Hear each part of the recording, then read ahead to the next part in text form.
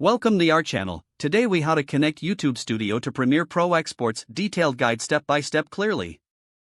To connect YouTube Studio to Premiere Pro exports, start by opening Adobe Premiere Pro on your computer.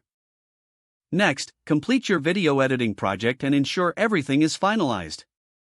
Head to the top left corner and click on File. From the drop-down menu, select Export, then click on Media. Set the quality presets according to your needs, selecting a high bitrate for better video quality. Ensure the video dimensions are set to 1920 by 1080 pixels for standard HD output. Now, navigate to the Video tab and select the appropriate settings for your project. Then, go to the Output Name section and click to rename your file and choose the export location. Make sure to check the box for Use Previews if you want to speed up the export process.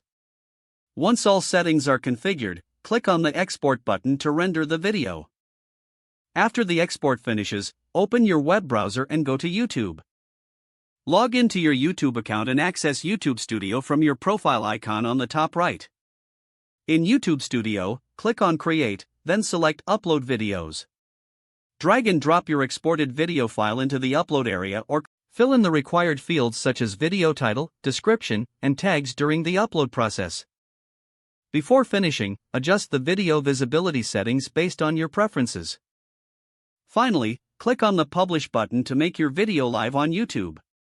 If the page does not load, refresh the browser or try again in a private or incognito window. Make sure you are using the correct email address, then retype it carefully to avoid small typos.